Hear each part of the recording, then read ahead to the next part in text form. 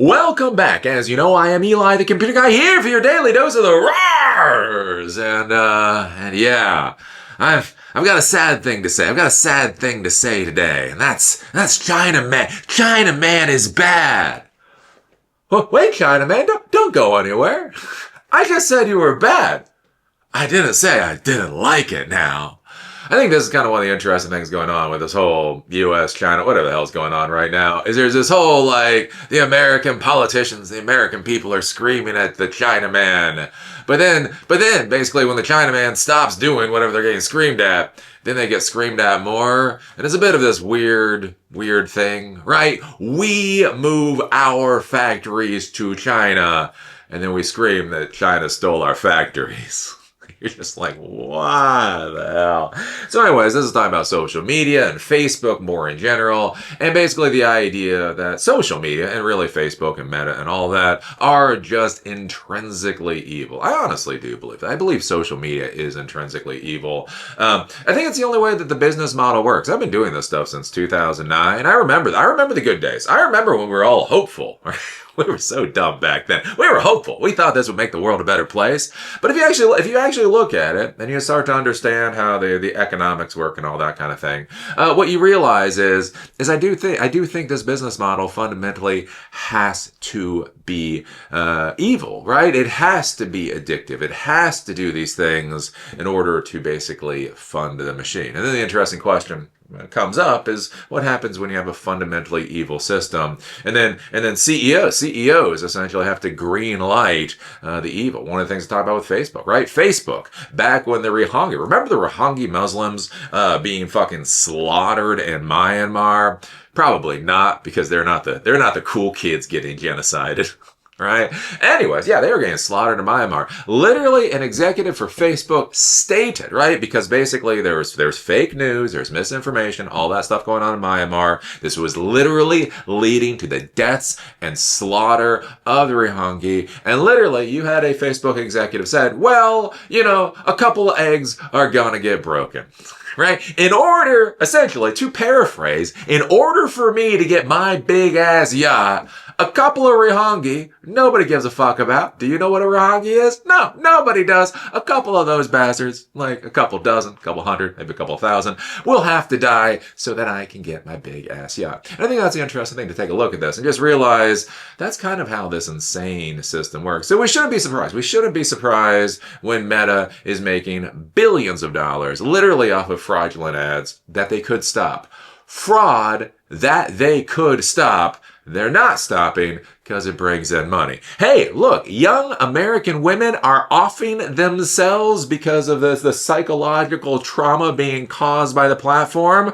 Well, Mark Zuckerberg needs the spice. The Rohingya being slaughtered because of the platform? Well, Mark Zuckerberg needs the spice.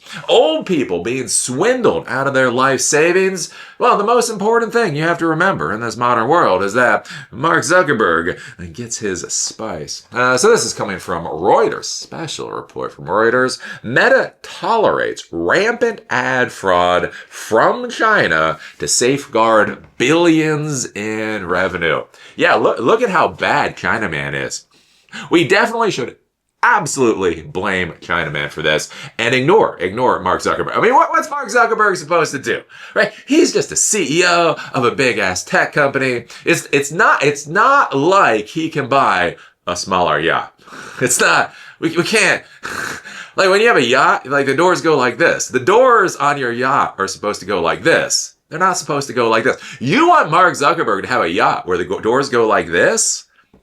Come on now. That's just not Silicon Valley. Last year, Meta had to reckon. Yeah, they had to reckon. They're like, wow, we had to reckon. We are evil, aren't we? Yes, we are evil. Oh, yeah. I had to reckon with an ugly conclusion about its Chinese advertising customers. They were defrauding Facebook, Instagram, and WhatsApp users worldwide. Though China's authoritarian government bans use of Meta social media by its citizen, Beijing lets Chinese companies advertise to foreign consumers on the global spanning platforms. As a result, Meta's advertising business was thriving in China, ultimately reaching over $18 billion in annual sales in 2024, more than a tenth of the company's global revenue. 10% of the global revenue comes out of China. where they're not allowed to look at Facebook.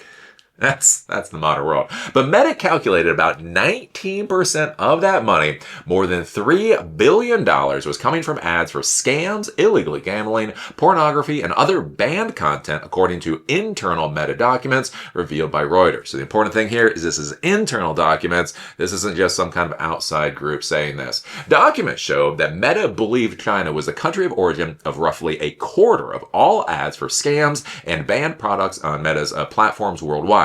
Victims range from shoppers in Taiwan who purchased bogus health supplements to investors in the United States and Canada who were swindled out of their savings. Quote, "We need to make significant investment to reduce harm," Meta staffers warned in an internal April 2024 presentation to leaders of its safety operations.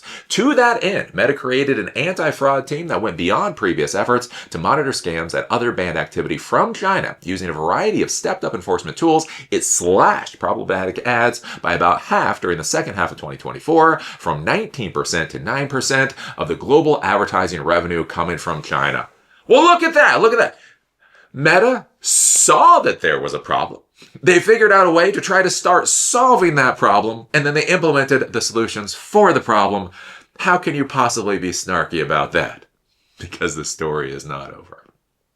After Zuckerberg's input, the documents show Meta disbanded its China-focused anti-scam team. It also lifted a freeze that it introduced on granting new Chinese ad agencies access to its platform. One document shows that Meta shelved yet another anti-scam measure that internal tests had indicated would be effective. The document didn't detail the specifics of those measures. Meta took these steps even as an outside consultant it hired produced research that warned, quote, Meta's own behavior and policies were fostering systematic corruption in the Chinese market for ads targeting users in other countries.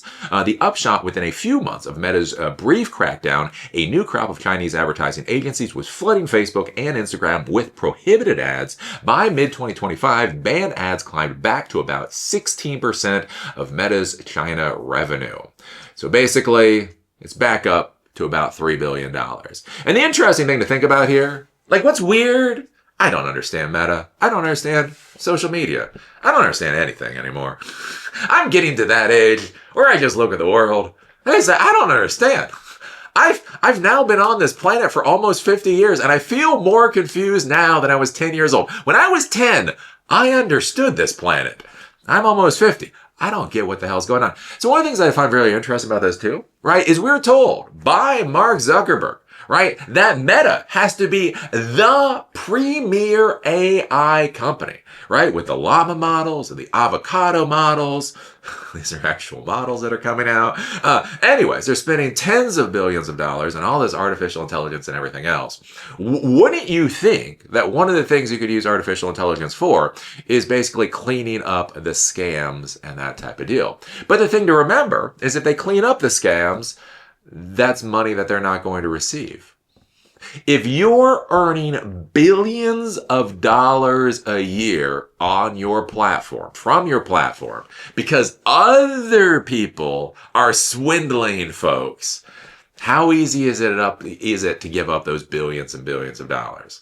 And once you give up those billions of dollars, right, what other billions of dollars do you have to give up? So, right, $3 billion. So you look at $3 billion just from China. Well, if they start looking at it and they clean that up, if they try to clean up all the bad ads, that would be probably between $6 billion to $12 billion.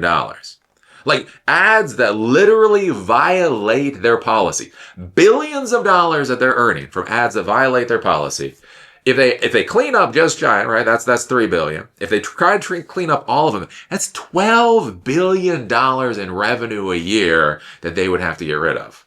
And then on top of that, once they start dealing with that mess, then they would probably have to go a little bit further with trying to clean up their platform. And all of a sudden, the economics of it don't work. I want you to really grasp this concept for a second. As you're watching this video, as you go to Facebook, as you go to LinkedIn, I honestly, in my heart of heart believes, these platforms have to be fundamentally at the core of how this business model operates. They fundamentally have to be evil. And So it'll be curious. It'll be curious to see how this goes forward. And again, like when you start seeing so many of these companies as they start getting the tools, like that's one of the things that these companies can say. It's like, well, we don't have the tools to deal with the fraud. And that's actually a legitimate argument, right? Like if you have a criminal and they're going after victims, and you have a platform and you do not have tools to be able to go after it, right? That is a legitimate argument. It's an ugly argument, but it's a legitimate argument. But with artificial intelligence, with AGI, right? If Facebook is pushing towards AGI theoretically more and more, then how can they possibly argue at a certain point in time that it is just logistically impossible to try to shut down these streams of revenue? And then it gets to be really ugly. It's weird. It's right. Like AI will take your job away. AI is so good, your job is going to be eliminated so that you have to go sell your asshole behind the 7-Eleven, right? But AI isn't so good, right, that it can actually go in and clean up the fraud and abuse that's going on Facebook's platform because by God, Mark Zuckerberg needs a little bit bigger yacht. So yeah, it'll be curious to see where this goes in the future, especially with social media and the rest of it. So what do you think about this? What do you think about Mark Zuckerberg? What do you think about Mark Zuckerberg drinking down the blood money? What do you think about Facebook or Meta employees? Can you imagine being a Meta employee and pretending to be a good human being? Is there anything in the world more fucking disgusting in this world than a Meta employee pretending like they're actually decent human beings? Wouldn't that be a fucking joke? Can you imagine a Meta employee with a fucking pride flag or any of this other horse shit? Of course not. They know they're evil. If they don't know they're evil, they're fucking idiots at this point in time. I don't know. What do you think about this stuff? Put your thoughts down below. Do you remember I do these videos in order to support Silicon and Dojo? Gatekeeper list. What was it? Lordy, I forgot my own spiel. Silicon Dojo, authorityless, gatekeeperless, free to the 80s or hands-on technology education that empowers you to do whatever the hell it is you want to do in Durham, North Carolina. Coming back also to Asheville, North Carolina relatively soon. We have a class coming up on using computer vision, using the Moon Dream model. That'll be coming up on Wednesday, tomorrow for me. We're going to have another class on pushing intelligence to the edge using Raspberry Pis. That's going to be coming up. We have a class on introduction to programming focused on the artificial intelligence world. That's coming up. Also, boom, I'm getting on the schedule. We're having our first one-day boot camp in Durham. We're going to do introduction to Python. So it'll be a full-day class where you come and you learn how to code in Python. That is all coming. So if you're interested, take a look at silicondojo.com to see what our schedule is. If you want to support free to end user education, there's a donor box link down below. And with that, see y'all later.